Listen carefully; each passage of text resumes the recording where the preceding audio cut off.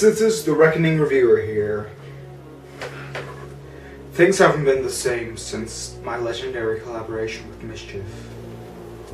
You experience something awesome, and then the next day you're back to your old reviewing self. It's constantly on your mind and you can't stop thinking about it. That was a great time that I had, and I can't sleep. And when I do, I have fangasms in my sleep. So what better way to remember my team up than by reviewing a show about a legendary superhero team? The Avengers. I'm of course talking about the show, The Avengers, Earth's Mightiest Heroes, one of the greatest shows of all time. It came into existence about a year or so after the cancellation of Spectacular Spider-Man. I think Earth's Mightiest Heroes is a pretty similar show. It's got great writing, great animation, and a great cast, much like Spectacular Spider-Man did. So I guess today I'll be going over the opening arc of this kick-ass show in chronological order because I can't talk about the show as a whole due to no good quality Season 2 episodes available. This is the opening arc to Avengers Earth's Mightiest Heroes. Okay, I think it's fair to show you this opening to give you a taste of how awesome this show is.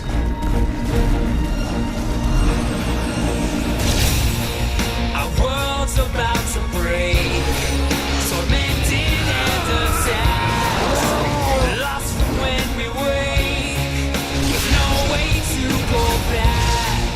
I've been standing on my own, but now I'm not alone. Always we will fight as one, till the battle's won, with people on the run.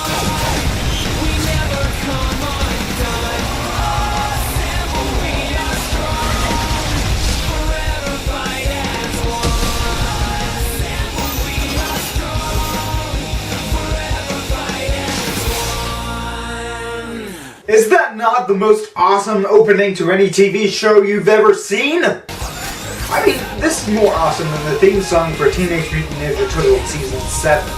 So you know this is an awesome thing when it can top that. Checking out the beautiful scenery. Ah yes, a pervert. Isn't that what you'd like your Marvel show to open up with? God damn, that's nasty. After that, we see Iron Man blow up a giant robot in a really badass style, and I have to say that his voice actor is awesome. He's voiced by Eric Loomis. Never heard of him? Well, you have now. He does such a great job at voicing the naturally awesome Iron Man in this series. He sounds a lot like Robert Downey Jr. Listen to him. He really does. I don't like to brag, but that footage didn't capture how big the thing really was. I mean, huge. I'm out of the weapons making game, Rhodey. You're looking at a kinder, gentler Tony Stark. The terrorist organization Hydra attacks the United Nations to show their recurring role in the first season, and this is pretty much just a big fight scene to show off who will be the expendable villains. And that both Hydra and S.H.I.E.L.D. have stolen Tony's tech, showing why he hates both of them. I think this is pretty good writing for Tony, as he's the best written character of the show. Oh, and speaking of S.H.I.E.L.D., I have to say this. I don't like Nick Fury's design. They tried to mix the classic Nick Fury design with the Samuel L. Jackson design and make that. You have to choose one or the other. You can't mix those designs. They don't go together. And the rest of the first episode introduces two major Hydra villains, Baron Strucker and the Grim Reaper, who is the cooler of the two. The next episode is focused around Thor, who is one of my favorite superheroes ever, along with Spider-Man and Iron Man. He beats the crap out of some Gamma villains and meets Jane Foster, who makes his hammer downstairs grow hard. Yeah, that wasn't a very good joke. Thor returns to Asgard right in the middle of a battle with the Frost Giants, and how the hell are the Frost Giants winning? They're made of ice, they should easily break. How can they do so well against gods, especially since Sif is one of them, and she's voiced by Nika Futterman in this series. What do you have against Nika, people? She's awesome! So Thor brings the hammer down and then has to fight his evil brother Loki, who is my second favorite Marvel villain ever, right after Venom. So after an awesome fight with Loki, Thor wins and gives him to his father, Odin. He's voiced by Clancy Brown, you get the point. Clancy Brown is awesome, so he's bound to get a lot of work. and you can tell instantly that it's him in whatever role he has. Loki is banished and given the cruelest punishment ever. He is sent to a world without voice acting. Odin is about to go into the Odin sleep and is kind of pissed that Thor won't be on Asgard while he's asleep. You dare defy me? You should have been helping him! I didn't know! To be fair, I think you'd stay on Earth too if Natalie Portman wanted you to. Oh, right, she doesn't voice her in this series. Hello, hot stuff! Yes, now you know Enchantress is one of the hottest animated women out there. She's up in the top 3, I think, with Ahsoka from the Clone Wars and Eris from Sinbad. She's also the main villain of this season and, of course, the best written of them along with Loki. Also, they have this plan that they're working out here that is really friggin' important for this season. Now, I think I should look up some fanfiction of Ahsoka and Enchantress. God damn, that's nasty. The third episode is about Bruce Banner, aka the Hulk. Kind of. You'll see what I mean here. The Hulk and the Absorbing Man fight outside Las Vegas. Oh, and something about the Hulk's voice. He's voiced by Tadasky. But this time, he talks like a normal person. I guess this was done so that the audience can see that he's still intelligent. Don't think I forgot about you. Hulk fights with both the Hulkbusters and the S.H.I.E.L.D. agents Black Widow and Hawkeye, and we see that the Hulk is actually a good guy because he could have escaped, but actually got himself captured after saving a S.H.I.E.L.D. agent from dying. By the way, nice tits, Black Widow. God damn, that's nasty.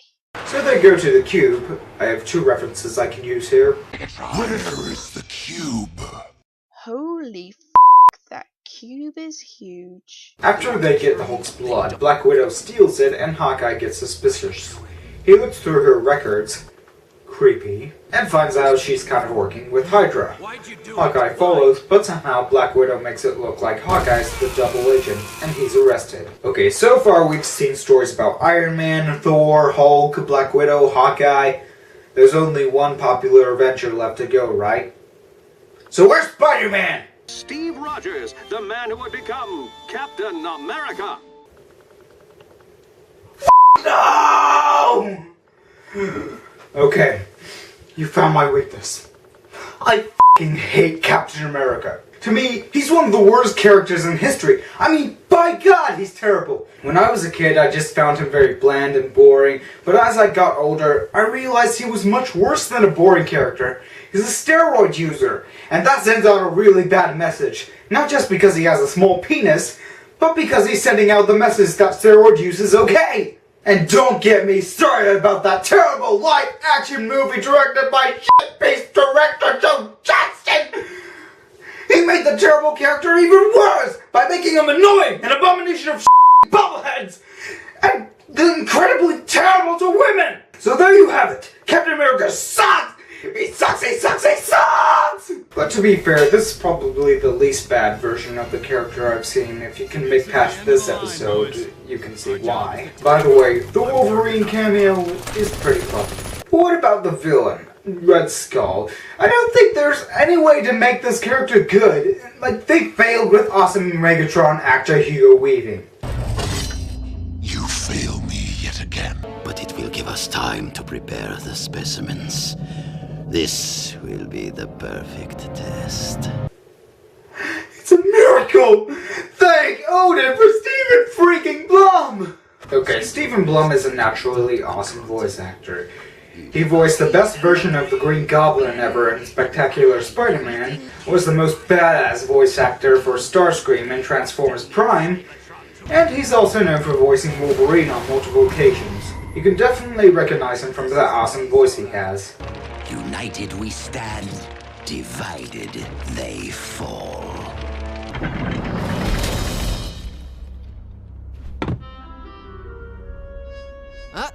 You're late. Oh, shit, monkeys! This is the character that I am sure Stan Lee himself hates. Bucky, the useless as hell sidekick to Captain America. That's why I call him. Who's there just to die.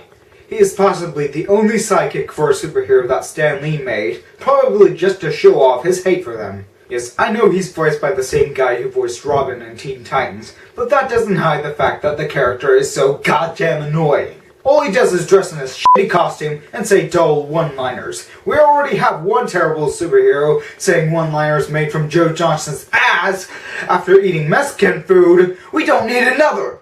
So Red Skull intends to use mythical creatures to win World War II, but Captain America and Sucky Bucky send back the creatures. Red Skull escapes them on a ship, but they follow, and he escapes them while the ship is about to self-destruct. Okay. I want these two pieces of red, white, and blue shit to die as much as Red Skull does, but this scene doesn't make sense! Goodbye, Captain America! 1. When Red Skull sets the bomb for a minute, it quickly drops to 30 seconds. There's not enough time! 2. Crap here says there isn't enough time, when it clearly doesn't take too long to jump off that jet and into the water, even if you do freeze to death. 3. How the hell did Sucky Bucky get his foot stuck? 4. It's easy for him to get his foot out of there. In fact, when we see him about to explode and die, his foot is free and he's in a position to salute crap. Granted, the thought of these two characters dying in a fiery explosion makes me happy. But you have so many plot holes in that one scene alone. Oh my god. I think Joe Johnston got the idea from this scene to use the climax in his own terrible movie, except that made even less sense and made Captain America look like a complete asshole. Okay, to make things worse, all of this was being watched by an alien villain named Kang. He's from the future and he's watching this in his archives. I don't understand. And for some reason no one can understand, Captain America is the reason that Kang's timeline is falling apart. And when trying to escape the destruction, his wife is almost destroyed because of the timeline being dissolved. So his plan is to conquer the Earth to kill Captain America, who survived. Okay, if you watch the show, you should understand how I feel. Kang is a terrible character. His motivations are good, but he himself as a character is so bland. He's wasted potential. He could have made a good character if he didn't just invade the Earth for no valid reason. It doesn't intrigue me in this case. And that's coming from someone who wants Captain America dead as much as he does. In the 5th episode, they focus on the last 2 of the 5 founders of the Avengers, Ant-Man and Wasp. The episode opens up with Hank Pym being attacked by some weird guy and his mercenaries, who look like the soldiers from Predator. Long story short, Ant-Man defeats them all and we're introduced to Wasp. Okay, how many hotties are you going to introduce at once? We have Pepper Potts, Jane Foster, Sif, the Enchantress, Black Widow, and now Wasp. That's 6! You can have a masturbation circle on your hands! Were you masturbating? Judy. Was I No, Mom! God damn, that's nasty. Anyway, Wasp is a fun character for me. This show did great with her, making her very relatable and full of energy. I think she started a new age of microphilia. What? Haven't you been curious about something? Fine, play the clip. God damn, that's nasty. Jan? Oh great, she's running around nude! Anyway, next we see her fight her first supervillain, Whirlwind. She defeats him, and he's sent to a little prison called the Big House. Ironically named. Nick Fury tries to recruit them, but Pym is a pacifist, so he rejects the offer. The episode ends with a little scene involving Black Panther fighting a man-ape. Man-ape slaughters the Black Panther, and his son takes up the title before going to New York. And we learned that Man-Ape was working for the weird guy from earlier, Claw. Now that we got the build-up episodes out of the way, who's ready for the payoff?